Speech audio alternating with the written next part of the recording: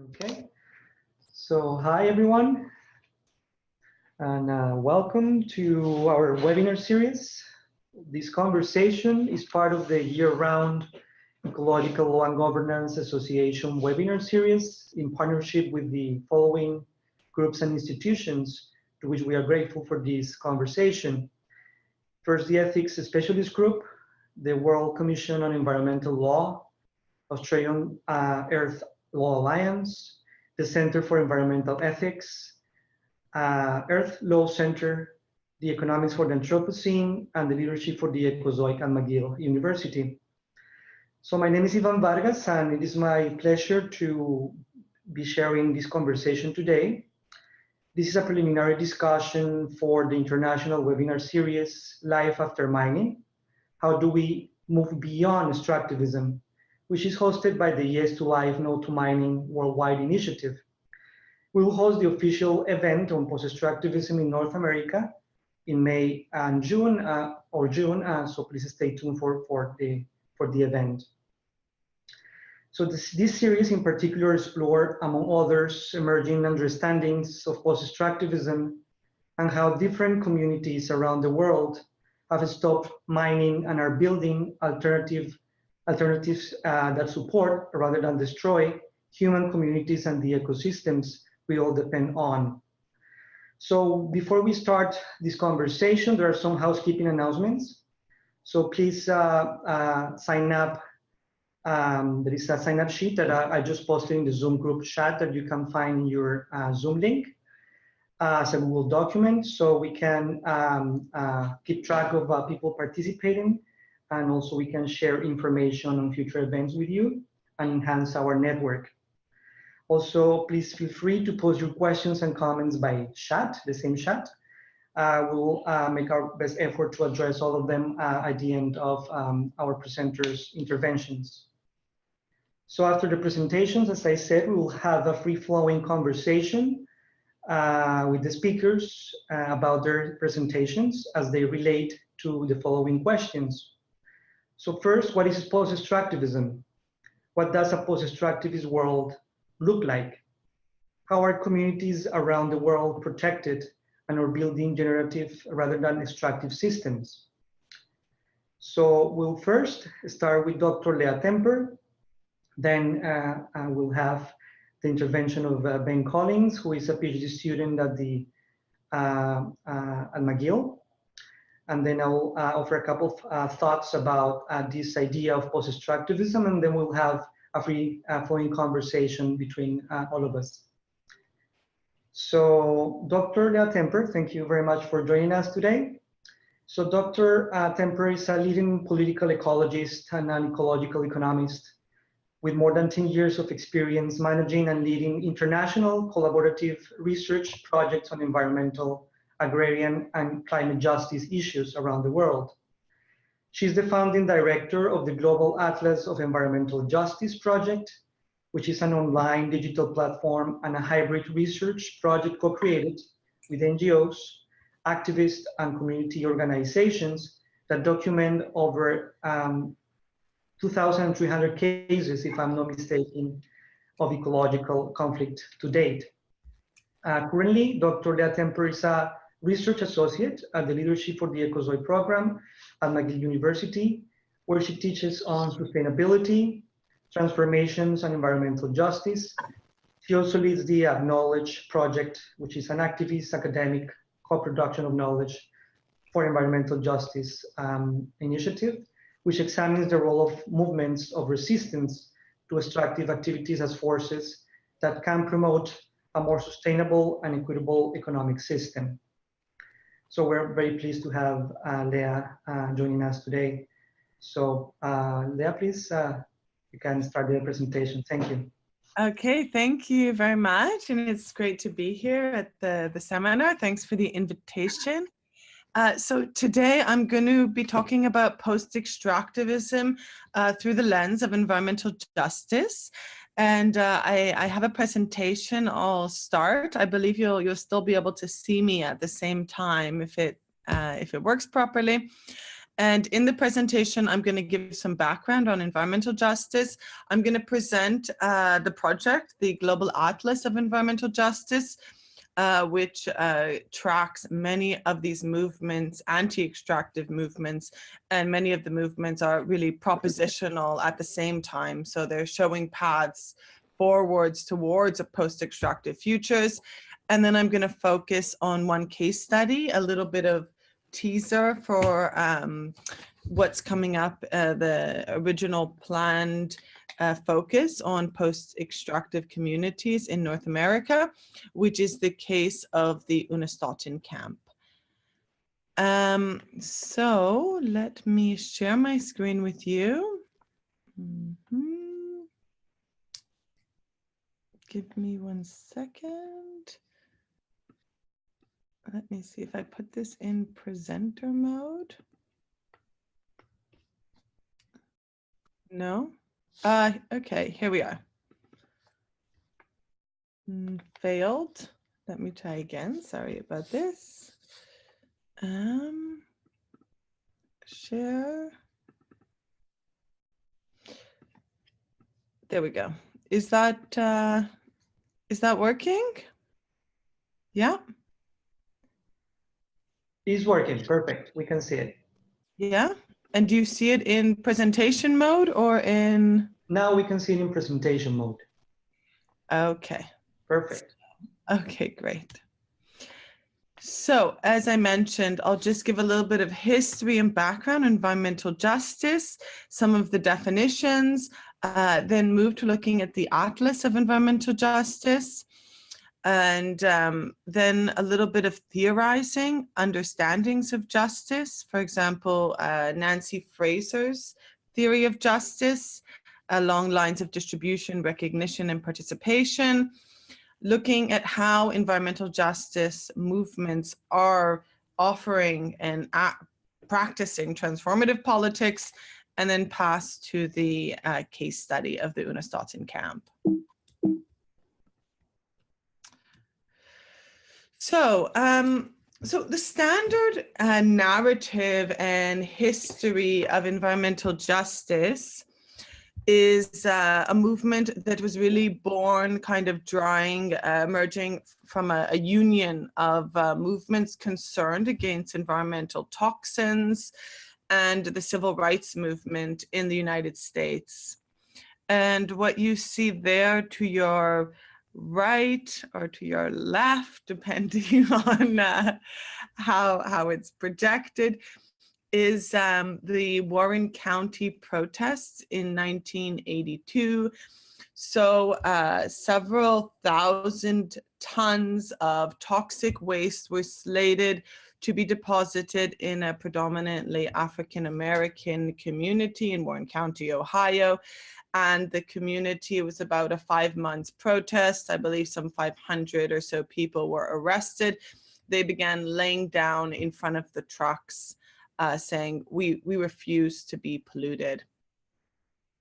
And this was really the first, in the United States at least, the first known protest of a community resisting this sort of environmental, this sort of environmental damage is being inflicted on their communities. And it began to raise a lot of questions about the distribution of these sorts of environmental toxins across different communities. And also a lot of mobilizations. And as a result, there were several reports published. One of them, which was very significant, kind of a landmark study, was this report that you see to your left, Toxic Waste and Race in the United States.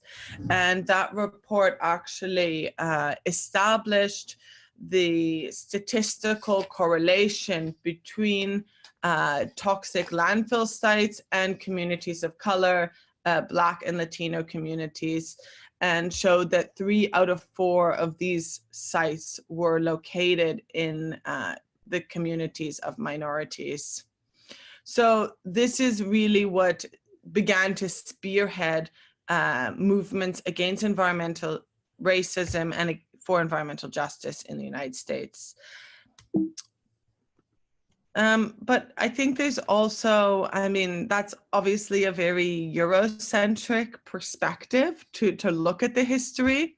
So there's, of course, from a broader perspective, we can go back in time and see that there have been many movements for environmental and ecological justice that existed for a long time prior. Here's one story from India, from Rajasthan, from a community, a religious sect called the Bishnoi. And the story is told that, you know, the king asked that the trees in that community be cut down to build his palace. And one woman, Amrita Devi, she was the original tree hugger. So she hugged the tree and said, you know, I'm willing to lose my head for this tree. And you can see in the images what happened.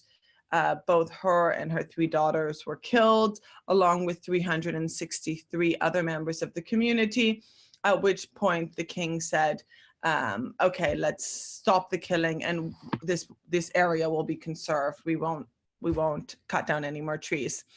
So this is obviously a very early instance of resistance to extractivism.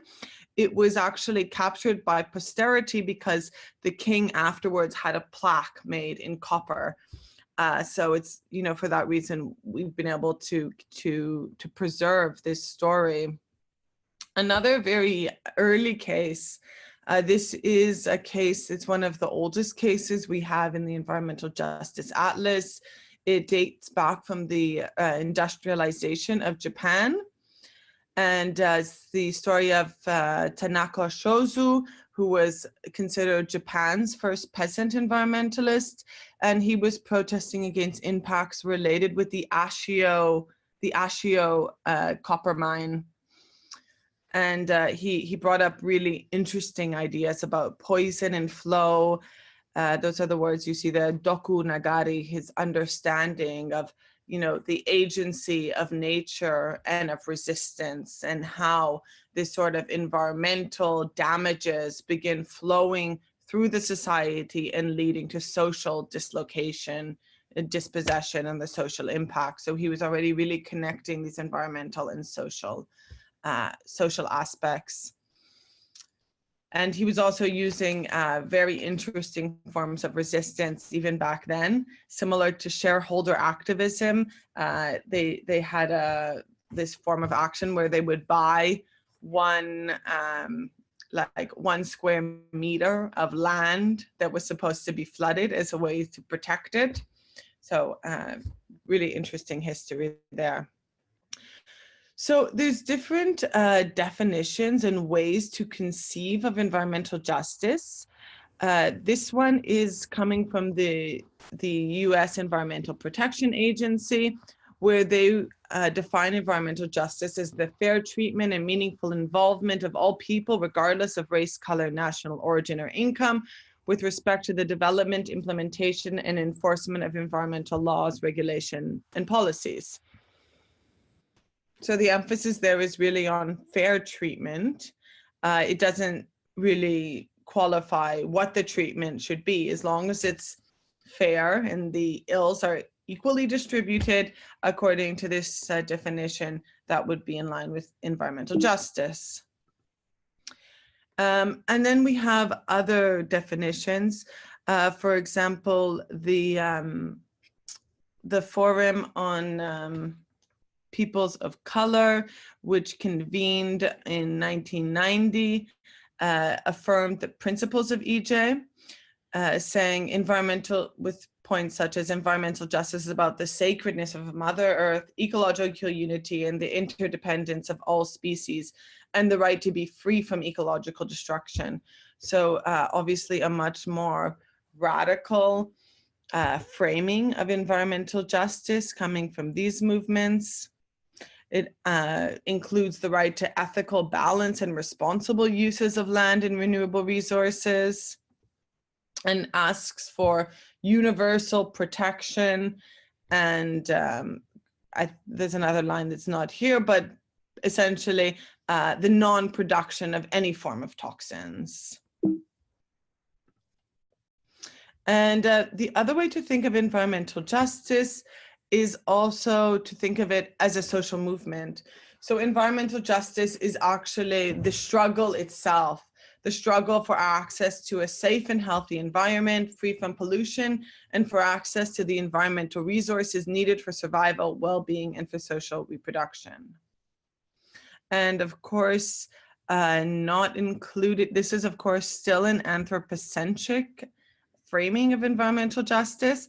I suppose if we wanted to add in also justice for nature, that could be one point of discussion later to see how that would require, or whether it would require a redefinition there. So as I mentioned, there's been really an expansion of the term and of the movement itself. It's really moved from this analysis of the spatial distribution of toxics, so that was the work of the first report that I showed you, to increasingly looking at multiple spatialities and different dimensions. So the way that the environment is defined is the places where we live, work, and play, the places where we live, work, play, and eat, and pray, and so on and so forth. So it's really serve to expand the concept of what the environment is and what nature is. There's been an increasing emphasis on moving from a focus of the distribution of environmental bads. It's moving to focus more on the access to environmental goods and looking at all different forms of difference. From a focus on race, now looking at questions of class, gender, ableism, caste, so on and so forth. And then also focusing increasingly on different transnational issues such as ecological debt, climate justice, toxic trade, so on and so forth.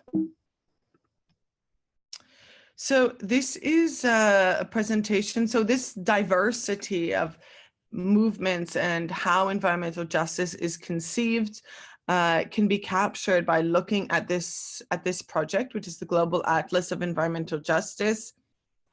It's a project that we started based at the Autonomous University of Barcelona about 10 years ago. And the idea was that we were working with many different organizations who had been really working with frontline communities and documenting different struggles for campaigns and, you know, to fight for environmental justice on their behalf and to work as networking nodes. So there was all this knowledge, but it had not been systematized and brought together under a common umbrella. Most of these organizations were either working at the national level. For example, there was a project, the Brazilian Map of Environmental Justice. They have documented about 600 cases just in Brazil. There's organizations working along thematic levels. You know, you have International Rivers working on dams, Yes to Life, No to Mining, working on mining and extractive issues, World Rainforest Movement, working on plantations and forest defense, so on and so forth. But there was no global resource that collected all of this. We sometimes refer to it as struggle knowledge. So we began this project to begin to collect all of these stories of resistance and ecological conflicts and collect them in this database. And to date, that's the most recent screenshot from today. There's 2,728 cases documented with a little bit of unevenness in some areas. You can see that we don't have documentation. That doesn't mean that there's not conflicts there, but it does show sometimes that the civil society is less organized and the data collection efforts have to take a different approach. in those cases. So here you can see a few examples of the type of cases we document. Here's the Bhopal Gas Tragedy, one of the biggest industrial disasters ever. And so these are, we document this type of important, emblematic, historic cases. And we also document more recent cases. Here's one on the Keystone XL Pipeline in Nebraska. And each case is documented. We look at the description of the case, the basic data, the actors, the social, environmental, and health impacts, the forms of mobilization and the groups that are mobilizing, the outcomes, and different references, including media links and so on and so forth. And we've had a really good response from this project. It's become sort of the international reference on this issue. We have approximately 2,000 to 3,000 people visiting the website every day. And here is just some newspaper articles from after the launch, where you can see, all the newspapers were talking about how their country was in the top 10 of ecological conflicts globally. So we also have a process whereby we create featured maps, and this is really because when you open the atlas, it can become overwhelming. You just see a lot of dots, and it's hard to understand what this all means. And this is really the stage we're at in the project, is the sense-making stage. How do we explain what we're seeing? How do we understand the differences and the commonalities? How do we read the patterns of all these cases and create meaning? So this was the initial. So what we started to do is to create these featured maps. And here's one looking at mining conflicts in Latin America. And as you can see, we layer the mining conflicts on top of some interesting geographical data. For example, the human security water threat, areas of water threat. So you can begin to see some of the correlations there. Of course, this is not a statistical analysis, but it's sort of a quick view to understand some of the relations that are leading to these conflicts and exacerbating them. And here's another one, a similar one that we did looking at fracking projects. We also collaborate with different organizations, creating featured maps that are used for campaign purposes. This is one that was done together with the Union of Communities Affected by Chevron, and it was brought to the shareholders meeting, Chevron's shareholders meeting. And the most recent one, this one came out it came out about less than a week ago. And it's based on the mining company, the Brazil-based mining company, Vale. And this was really prompted by the recent mine disaster, the Brumadinho tailings spill disaster, where over 206 of the workers' own company, the company's own workers were killed. The second such spill, major spill in Brazil. And there's an international articulation of communities affected by Vale. So this map was created together in solidarity with them. Sorry, Ivan, I'm not sure how I'm doing for time because I can't see anything except for the. Yeah, please. You just take 10 minutes if you want to. I think we're good. Okay, so I'll move soon to the case study. And here's just to show also. Sometimes these maps have actually led to the further articulation of groups. Here's a map we created looking at global gas lock-in in Europe. and it led to the creation of a network called Gastivists. And now you can see that they have their own dedicated webpage. So the Atlas in many ways hopes to serve as this sort of networking where we can bring these communities of resistance across locations together. And I think some of the last few maps you saw are good indications of how this might happen. So these are just some results of what the map is showing us. What are the impacts that we're seeing from the projects? So this is from recent work we've been doing, analyzing over 200 cases in the Atlas just of resistance to dams. You can see that one of the major impacts is actually displacement of community members, and this large-scale disturbance of hydrogeological systems. So there's a range of, socioeconomic, environmental, and health issues. And you can also get an idea here of the type of forms of resistance that community members use. So really, mostly, almost entirely non-violent forms of mobilization, including street protests, campaigns, petitions, letters, lawsuits, boycotts, and different forms of knowledge creation and production. And one thing we do see is that when Indigenous communities are involved in such cases, there is statistically significantly higher levels of repression, criminalization, and violent targeting of activists.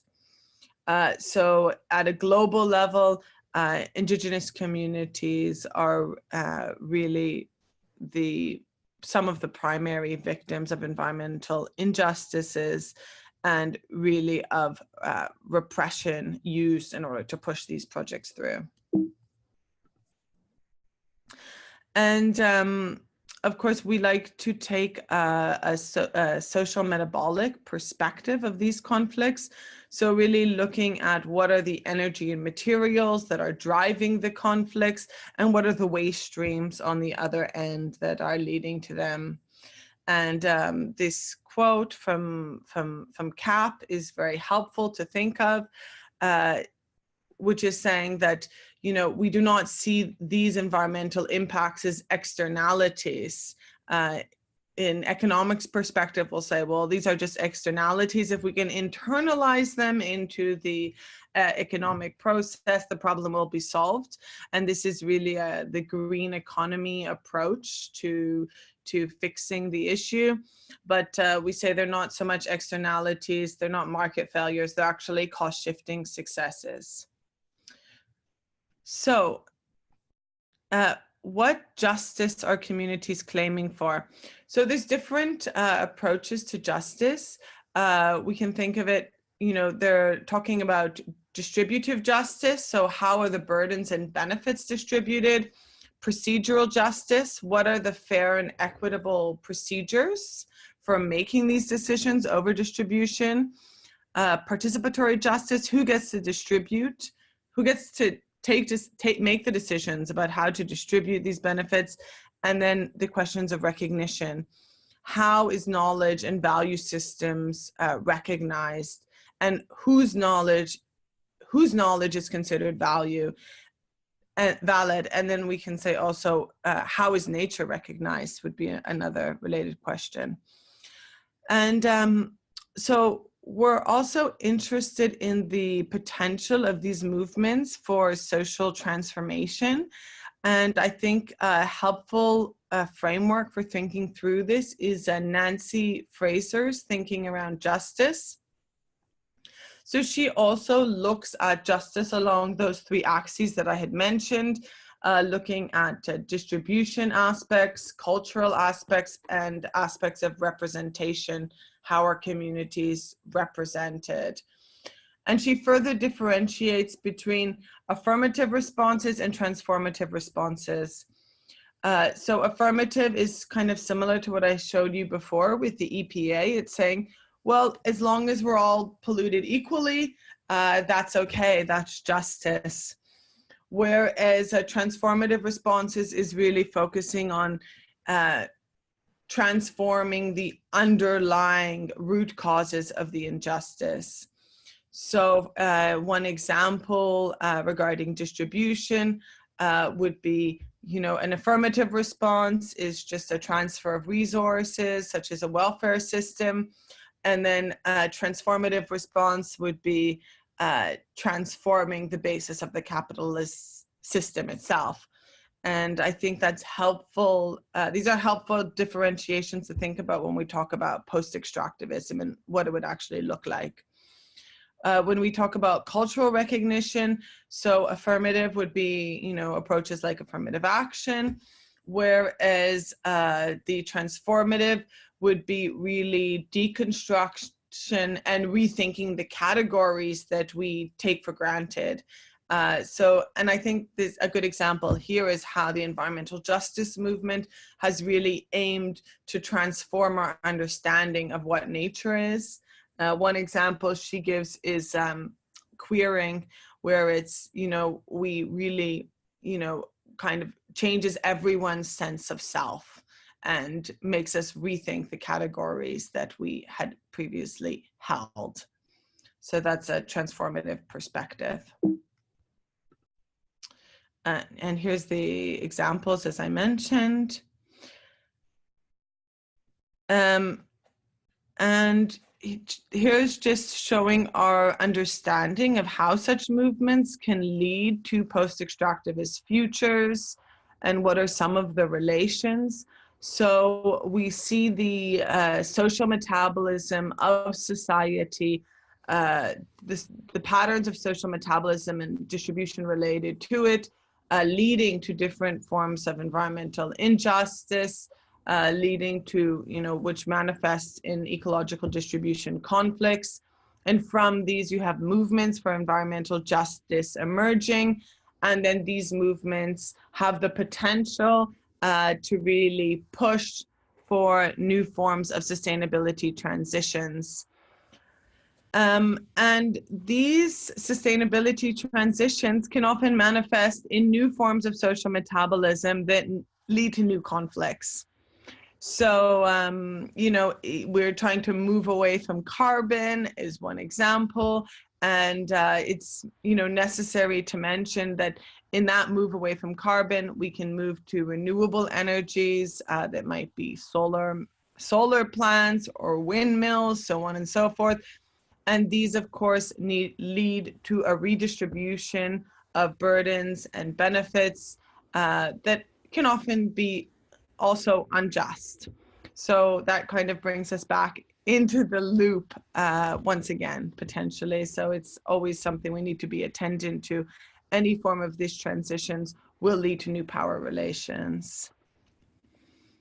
So what we are looking at in the Acknowledge project is kind of looking at how these communities are transforming power relations, how they transform forms of structural power, the institutions, the legal political frameworks, how they transform relational power through different alliances and networks, and how they're also transforming cultural power through discourses, new narratives, and the transformation of worldviews.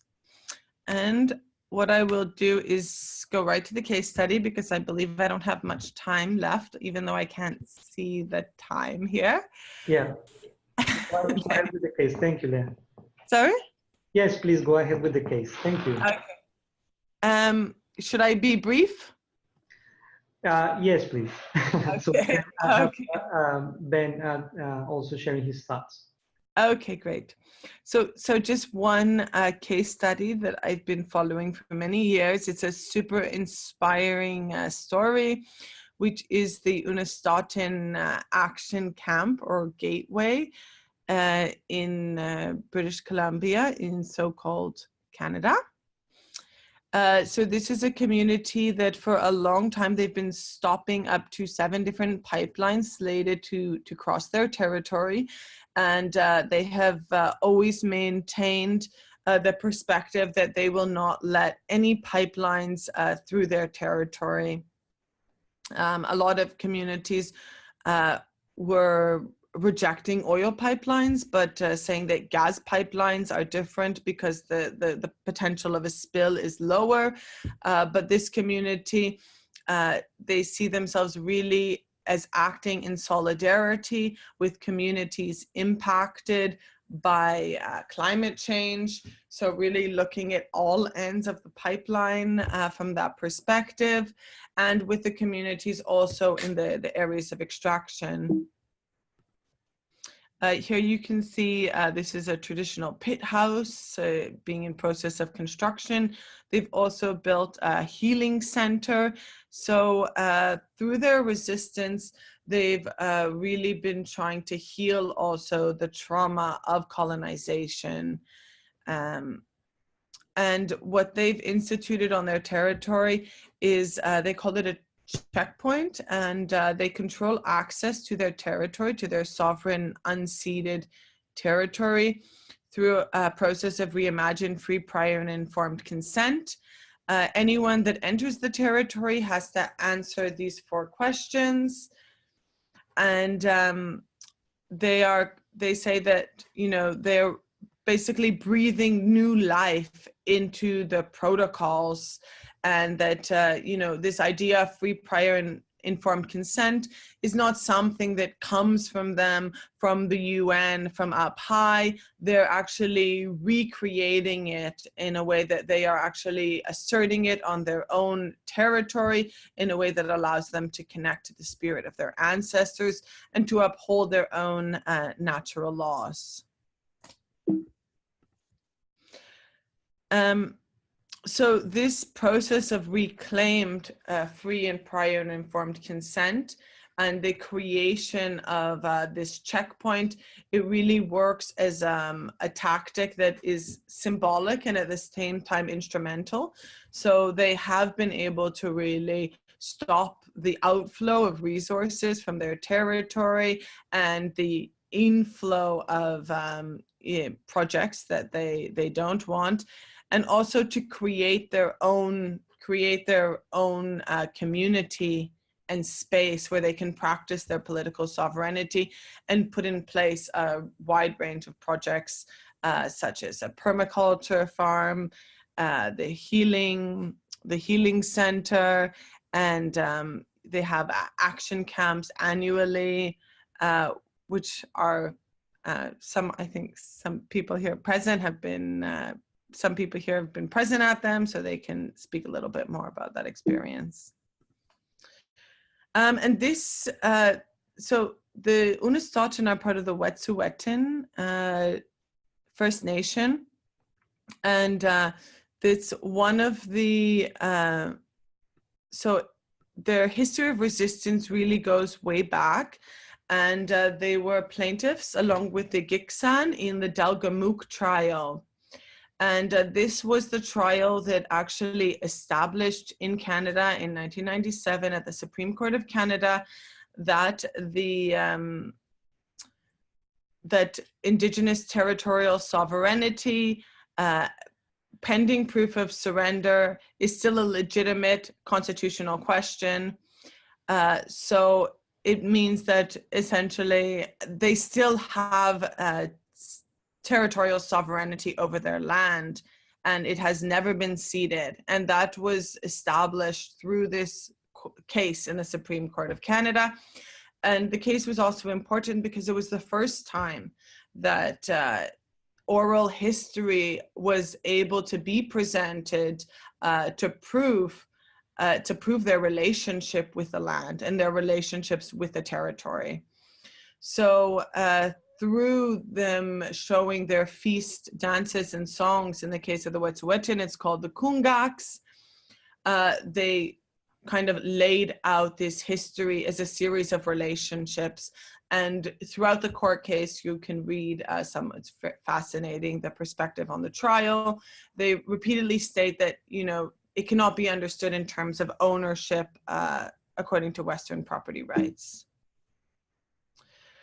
So, yeah, this case, I wrote an article about it, as, you know, drawing from this case to suggest some modifications and some adaptations of environmental justice theory, saying, you know, what are some of the limits to how we traditionally think of environmental justice through these three lenses, looking at distribution, participation, and recognition. So looking at the question of participation, one issue is that the idea in generally in justice theory is that everybody needs to participate on equal terms. But actually in this case, the demand is not so much for participation within the Canadian system. They're actually asking for exemption and for recognition of their own self-governing authority. So this might call to questioning the state as the governance framework through which we need to be included within. Can I go through this quickly? Yes, we have a couple more minutes, Leah. Okay, great. Thank you. And then secondly, looking at distribution, when you talk about distribution and environmental justice, it lends the idea that you're really focusing on the distribution of nature as a passive object that can be more justly distributed, generally through a process of property rights. And that brings up the question, can we go beyond that and see nature as more than a commodity to be distributed? And here we see a quote from the Delgamuukw trial where they say animals and fish are viewed as members of society who have intelligence and power and can influence the course of events in terms of their interrelationship with human beings. And finally, recognition. So what's being demanded is not only recognition, we have to go further, and here's where you can bring up issues of epistemic justice. So they're really trying to assert their own legal understandings, and they're not asking necessarily for rights or recognition, but they're really asserting their own responsibility. And just a few updates on the case. Recently this year, there's a new pipeline project, the Coastal GasLink pipeline. And I believe it was in November, TransCanada sought an injunction to enter Unist'ot'in territory. Another checkpoint was set up, and the RCMP broke through that checkpoint and arrested several land defenders. And since then, there has been an outpouring of solidarity and protests from across Canada and globally. So here's a few resources that might be of interest, and thank you very much. All right, thank you. Thank you very much, Leah, for this thought-provoking presentation. I think there are many elements that we can draw from your presentation as we think about post-extractivism in relation to environmental justice issues. So let's go now with Ben Collins. So Ben is pursuing his PhD in the Department of Natural Resource Science here at McGill. Is born and raised in British Columbia. Ben received his Bachelor and Masters of Applied Science from the University of British Columbia.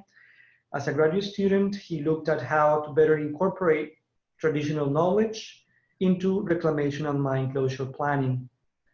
So Ben, please, you can start with your presentation now. Thank you for joining us. Thank you, Ivan, and good to see everyone. Some familiar faces or familiar blank screens with names. I guess that's the way of the life of Zoom. Oh, there's Jeff. Good to see Jeff. Hey, Jeff. Thank you, Ivan, for the great introduction. Yes, I'm a PhD student here at McGill. I also sit within the engineering department to kind of shake things up in there, but I'm in the E4A program and started with Peter and cohort 4. And as Ivan says, I was studying during my master's, which I'll talk about today, incorporating First Nations communities and Indigenous traditional knowledge into closure and reclamation planning, mine closure and reclamation planning. And right now I'm studying what our relationship with metals should look like going forward for a sustainable future, and the general environmental impacts of mining. Now I have a little presentation, but it's not as in-depth as Leia's.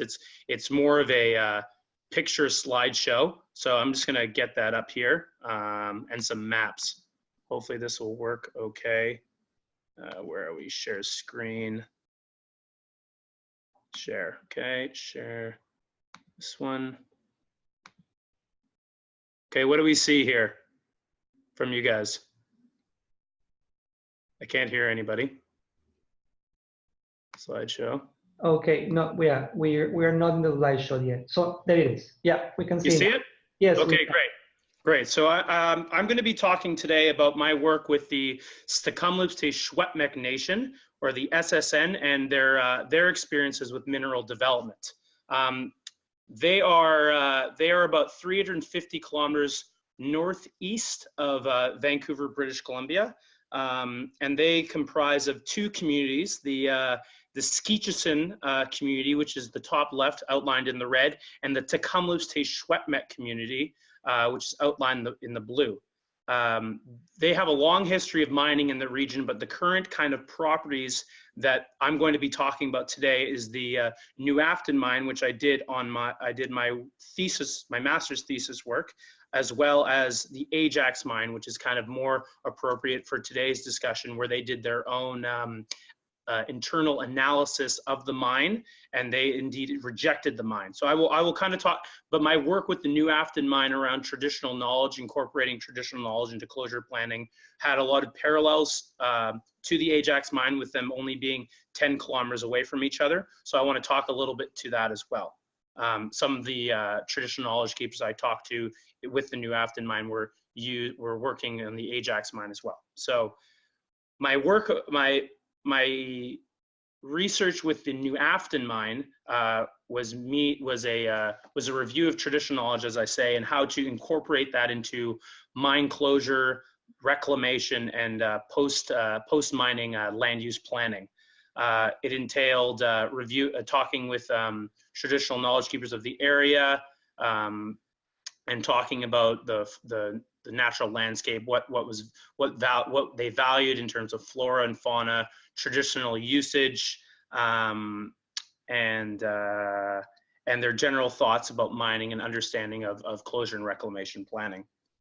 I want to go over some kind of interesting quotes, or key quotes from the community. I'm kind of skipping over a lot of background of this project, but shortly there was a lot of pre-work done with the community to align the research to what was valuable towards the community, what was accepted with the community, and what was valuable to the individual traditional knowledge keepers. I'm not going too much in depth now, but because I want to kind of focus more on the Ajax, but if there's any questions in regards to that, I'd be more than willing to talk about. The first quote from one of the traditional knowledge keepers: "We still can't go hunting in the pit. We can't go hunting in the tailings pond. There's a whole pile of that site that we don't have access to for safety and mine legislation reasons and whatnot. I would love to see belly deep grasses that all of our animal relatives could sustain themselves on, and hopefully build up healthy populations of animals that can sustain life for each and future generation. Put in wild and native grasses. If you put back and try to get some of the wild and native grasses in, maybe you'll get some of the wild life back too." This is talking to the reclamation and cleaning up of an old mine site and the general planning around that. The third quote: "I think on a personal note, it's a responsibility on corporations that disturb the landscape to such a high level to do what they can to repair it. There's also a spiritual component to things. You can plant and replant. Unless you ask the land to repair itself or pray for it and ask our animal relatives to make their home again, it's not going to be as successful as it could be." And then the fourth quote, which actually applies directly, pretty much directly to the Ajax mine, as they found a hunting blind in that area. I know that's why we set up that hunting blind there. A hunting blind is a traditional area where they would go and hunt caribou, hide and hunt caribou as they crossed. Just on backstory, I know that my ancestors would have patterned the animals, and it would have been in conjunction with the seasonal round. There would have been a time of year where they would have been at the new gold site and Ajax, collecting berries and roots and being opportunistic because of the hunt. I'm trying to take you to the area as much as I can through these quotes and some pictures as well, and then I'll talk more to the Ajax mine. So this is the kind of general landscape, the Thompson River up top. It's very dry, semi-arid. Not much snow, but it does get quite windy and cold. Not cold Montreal cold or Vermont cold, but still cold for a BC guy living in Vancouver.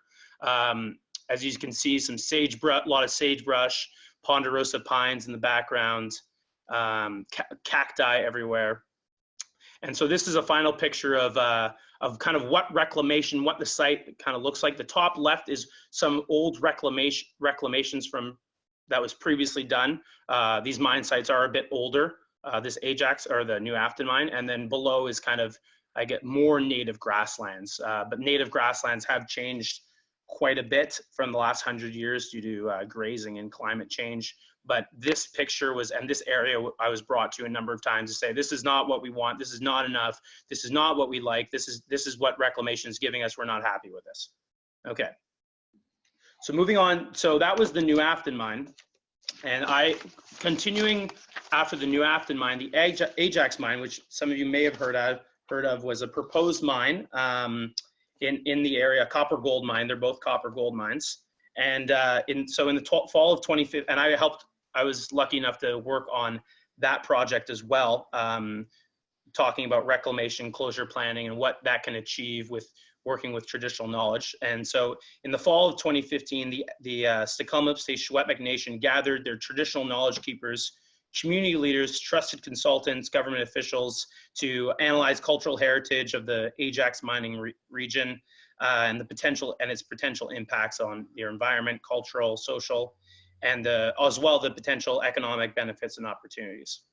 Over this 3-day period, the community listened and discussed, recorded the presentations, information, and in the end, the SSN decided that they have an irreplaceable historical, cultural, and spiritual connection to the proposed mine area they called Pipsel, which is, they go in detail of what Pipsel is. Pipsel comprises of land and waters located in the mid-elevation grassland at an altitude of 900 to 1,000 kilometers between the two rivers, the North Thompson and the South Thompson.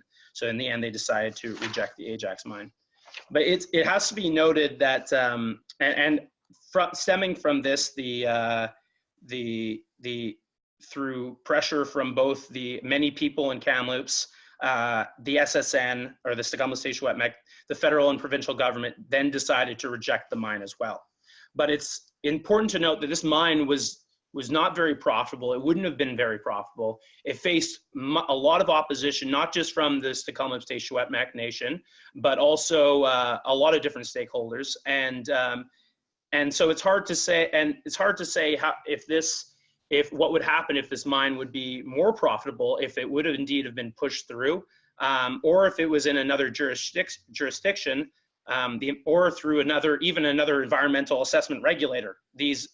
In Canada, an environmental assessment can be very different from regulator to regulator, or from jurisdiction to jurisdiction, from province to province. And so it's hard to say if this is going to happen again, or it's hard to say if this is, it's hard to find a clear stance of what's going to go on in future mines in BC or in Canada of that impede on First Nations or Indigenous community.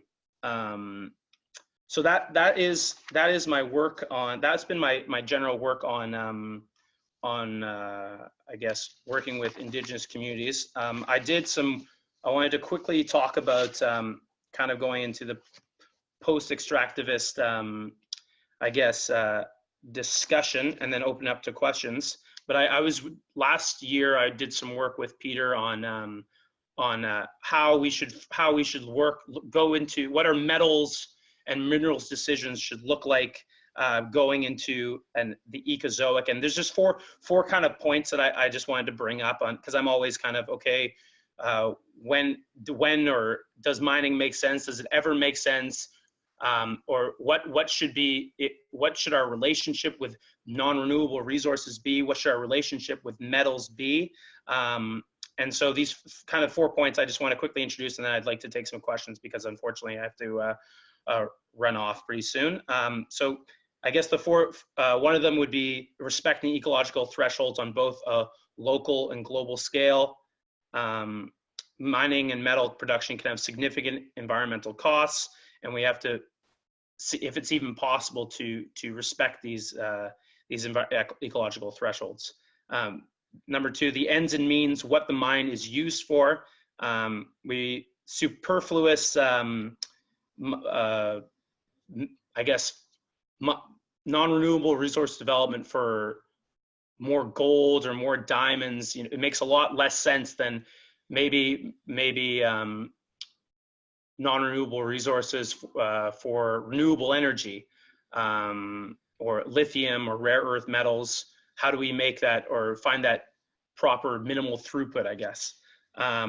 The energy required to have or make these metals should be within our analysis, within our environmental process or environmental assessment process. We have to do comparison analysis between smelting, refining, manufacturing, recycling, and finally our stock size and durability, understanding how much of the stock we have, and if that material is ability to be reused or recycled. That should play a big role in our discussion of mineral development or post-extractivism. I went through a lot of information there, but I'm taking questions. Well, thank you very much, Ben, for your presentation. So, so far we have two questions. The first one is for Leah. Leah, Jeffrey is asking the environmental justice principles you referred to early in your work, your talk, included criteria for when extraction could justly take place. In other words, the principles did not call for complete elimination of extraction. What does this imply for extractivism? Is the goal least possible harm from extraction or complete elimination of extraction? I think this has been touched with Ben's presentation as well. So we can just ask you guys to give us your ideas on this question. Thank you. Let me just quickly jump in here, and that Ben was certainly finished his talk responding to that, but I think that's going to be interesting to hear how that melds with what Leah said, and if Ben has things to say too, that would be great as well. So thanks. Should I go ahead? Yes, please. Yeah. So I think that's an interesting question, and I think it brings up another side of environmental justice, which is questions such as energy justice, for example.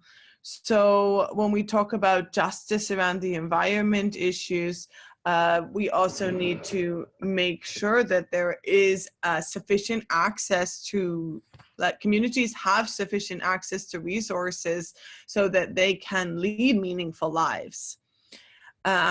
So if we are to understand that, I think it becomes important to really separate out extraction from extractivism. So for me, post-extractivism doesn't mean stopping any form of extraction, because extraction will be always a part of the human condition. We do rely on nature to live. So we do, and there will always be a use of non-renewable resources. I think then we have to ask ourselves, when does this become a type, move beyond use, or a judicious use, or a use that is in line with respect for nature and other humans? And when does extraction turn into extractivism?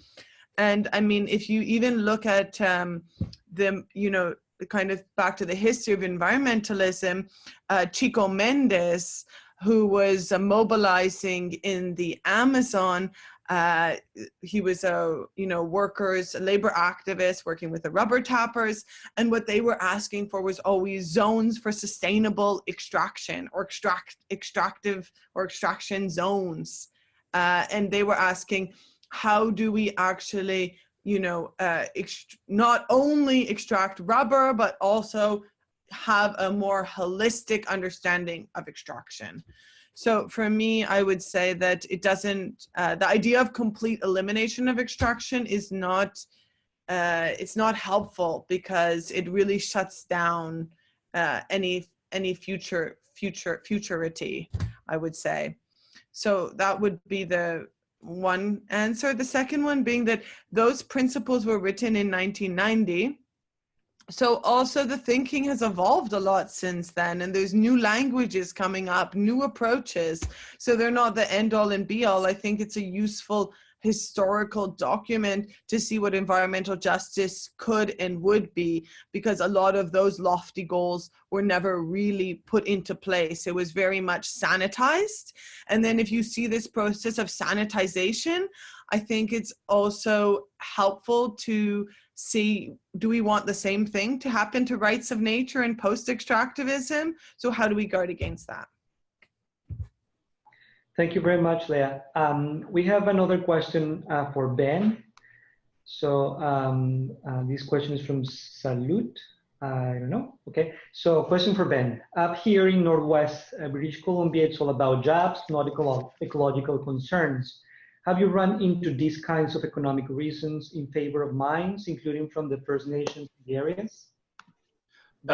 Yes, absolutely. I guess I have a follow-up question. Where in Northwest BC are you? Salute. I'm a fellow BCer, would like to know. Okay, anyway, I'll answer your question first. Terrace, good stuff. Okay. Anyway, yes, that's a very good point. Throughout all of every time I guess through my research with Indigenous communities and their own analysis, there's always a discussion of economic opportunities for the First Nations communities themselves. I mentioned it quickly. When they did their analysis of the Ajax mine, they looked at both the environmental impacts, but also they traded off with the potential jobs that they would be receiving and the potential funds they'd be getting from the mine, and by comparing those two things, they still went in favor of rejecting the mine. But this community, they've had mines and agreements before. They've gotten a lot of economic development from mines in the area, and so I guess they've learned about mining through mining, and they have the capacity, I guess, to say no, to say they don't want this mine. So that was always a community that would maybe not have as many economic opportunities as the SSN has already had. They might have been weighing the economic reasons more than the SSN did. That's great. Thank you, Ben. No problem. The next question is from Sam Bliss. This is for Leah. Sam is asking, is the Unistoten camp inhabited right now, or were they forced out when raided a couple of months ago, Leah? No, they're still there. I mean, so the injunction that TransCanada sought, I think that's part of the reason it was granted, is because they basically said, we're not disturbing the camp at all. The camp can continue to have all its activities and everything can proceed as usual. All we would like is interim access to the territory. So, and of course, an injunction means it's interim access. So this is until a proper legal case can be brought that can actually establish whether the company should be allowed onto the sovereign territory. And let's remember that this sovereignty was recognized by the Supreme Court of Canada. So you have a lower level judge who is saying, well, I need to take a decision. And the company comes and says, well, every day that we can't access the territory, we're losing X amount of money. So here you have the economic argument consistently trumping any other argument. I mean, what would be the countervailing argument is you say, every day these companies are able to continue to build these pipelines and trample on indigenous rights. You know, this many emissions are going into the air and unjustly impacting, so on and so forth. But, you know, so the imperative is really always on the side of the economic interest is what we see. So, no, the camp is still present. There has been some disruption of trap lines and, you know, some other artifacts. So there has been some issues there, but I think that's really the perspective of the pipeline company, which is the typical discourse that, oh, it's just a pipeline and it's not, you know, it doesn't actually disrupt you, so just give us the right of way. Thank you very much. So this next question is also for Ben. We just get it back. So Ben, is there a balancing of interest before a project like a mine is commenced in Canada? Does the EA, I guess, environmental assessment, take into account the human environment, the natives, as well as the ecological environment, and how heavily do these interests weigh? Yeah, I guess so the environmental assessment process is run, as I kind of mentioned quickly, it's different from province to province. And it now does take into the interest of First Nations communities or Indigenous communities, but how successful that it is and how well it balances cultural values is unclear. Usually it's not done in a it's not done very well. It's hard for them to balance. It's hard to balance cultural values, cultural wants and needs of a territory, and I guess economic opportunities. And so I guess the question is, it's done, and it's hard to say how heavily these interests weigh. As I also had mentioned, the Ajax mine was not a very profitable mine, and it was rejected by the federal and provincial government after the Stakoma-Safe-Schwetmek rejected it as well. But if the mine would be profitable, it's unclear if this environmental assessment process, how it was valuing these cultural, how it values cultural interests and in the environment. Yeah, just Carlos Bird sent a comment pointing to a publication that she's sharing about ecological mining reform. So I encourage everyone to take a look at it. So is there any other question or further comments from the speakers?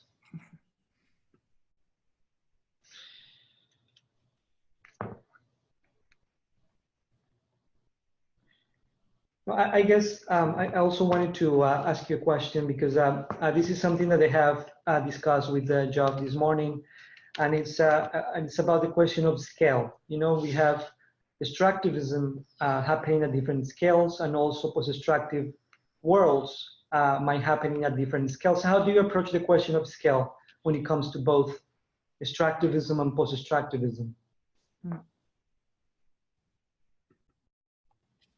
Yeah, I can answer that. Yeah, thank you.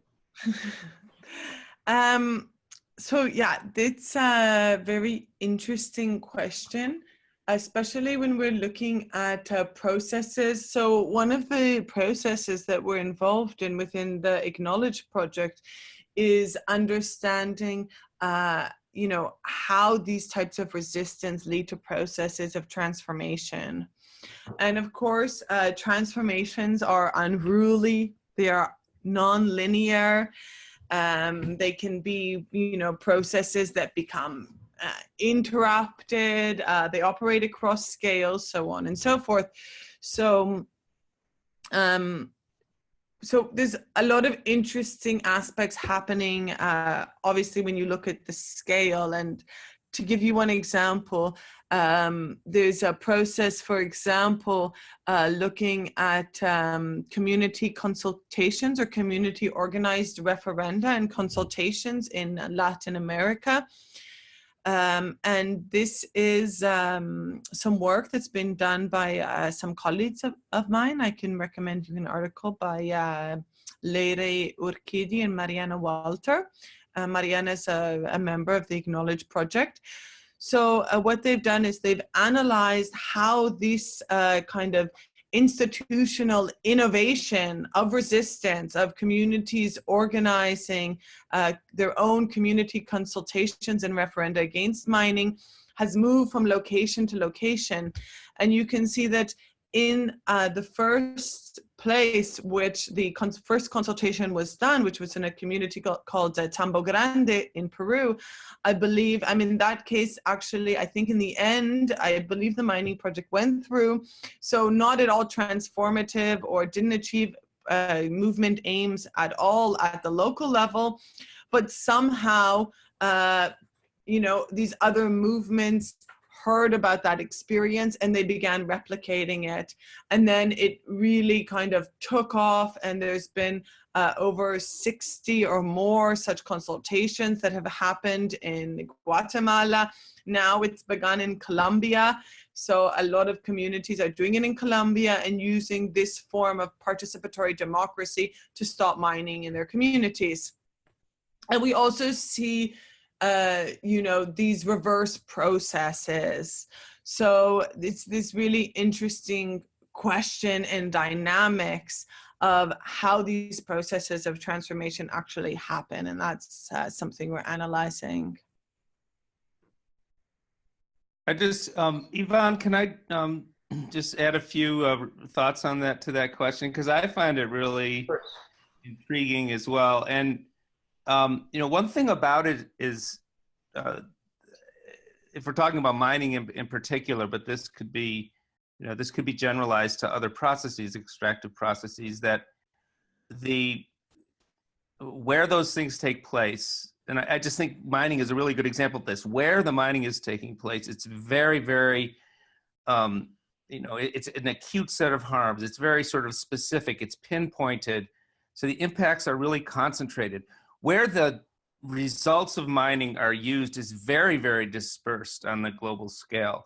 And so you have this built-in dynamic of sort of diffuse use and diffuse, where the end users of the results of that are really disconnected and from the acute harm that takes place locally.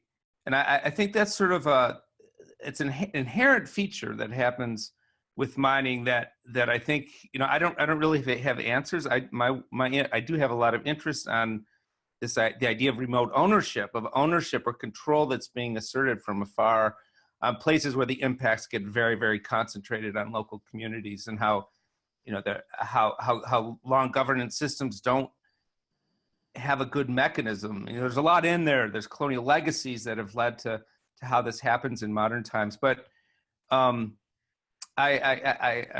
really just raising that as a feature of the dynamic here that's worthy of a lot of exploration and further thinking.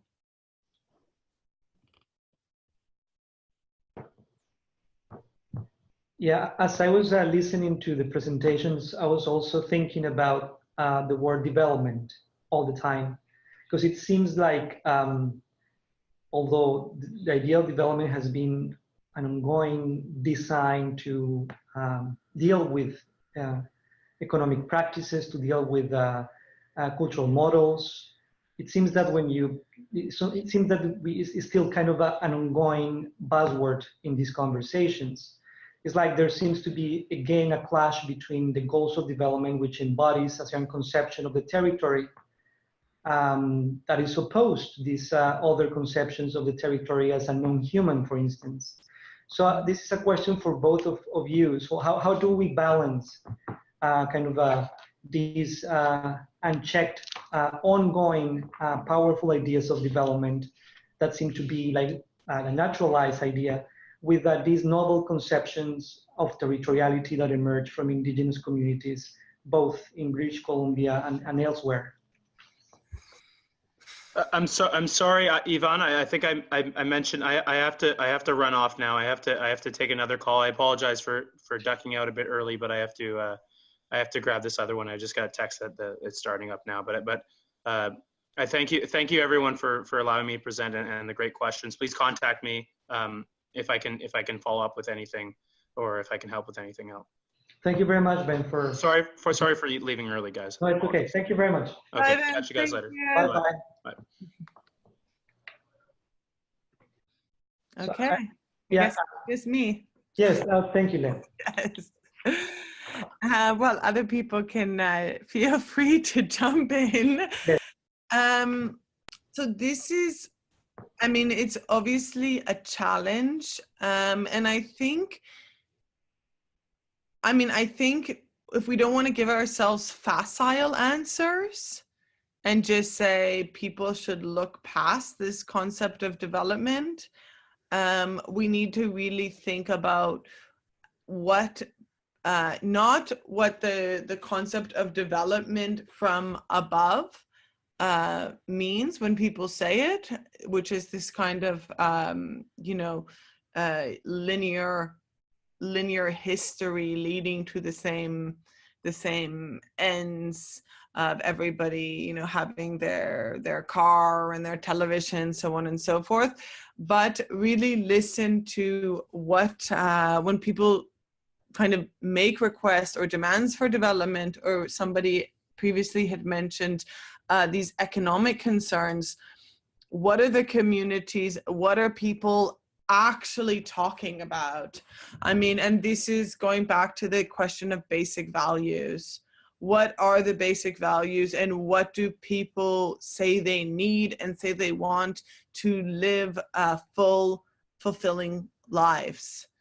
So we can't move away from that, and I think we need to consider that until until your basic needs are met, and beyond that, it becomes very difficult to think of new relationships with the territory, so on and so forth.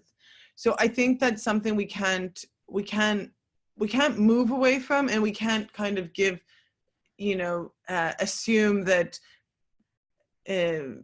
just new cultural perspectives alone are going to solve the distributional and the economic questions, because they will not, and it's not enough. So that's why these struggles really need to go hand in hand. I mean, we need to have the cultural resurgence, the new narratives, the new understandings, but unless you just want them to remain as words, the other work needs to happen at the same time. So that would be my perspective on that. Yeah, well, thank you very much, Leah, for that. I think it's a very important conclusion of this tension between kind of big structures and local responses. So, if you permit me, I'm going to take a few minutes to share a couple of thoughts on kind of summarizing a little bit of what has been said, and perhaps think about this idea of post-extractivism as well. So it seems to be that there is a tension between, alternatives to predatory extractivism, which is what we are against, and indispensable extractivism. I think that's something that might be allowed, because humans cannot survive without nature, so we need nature to survive. So, but still, that kind of requires a renewed critique of contemporary ideas of development and different kind of reiterations of that big narrative, but not just development as an economic process alone, but also as a successful political, cultural, and world-making agenda.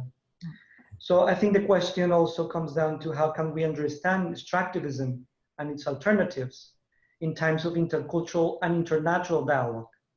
And what is this relationship between extractive industries, global conservation plans, resurgence movements, and practices of cultural and economic difference that emerge from different places, both in North America and South America. And finally, because all of these happen in a kind of very diverse epistemic world, how can we link scientific knowledge and territorial local knowledge to face this emergent phase of green development we've been discussing today? So I think those are big questions, more than just a few thoughts, questions that remain open, perhaps should remain open for creativity. So, but I want to point out to kind of a couple of ideas regarding those questions. So in the last few years, as we know, indigenous lands, both in the global north and the global south, resemble what we can see as a sort of palimpsest of opposing views of the territory, as we have been discussing. First, we have the new extractivist blueprint that is happening both in British Columbia, as we have learned today, but also in other places worldwide, that this kind of a new extractivist blueprint prescribes that natural resources in indigenous territories should sustain a bigger national economic and social agenda.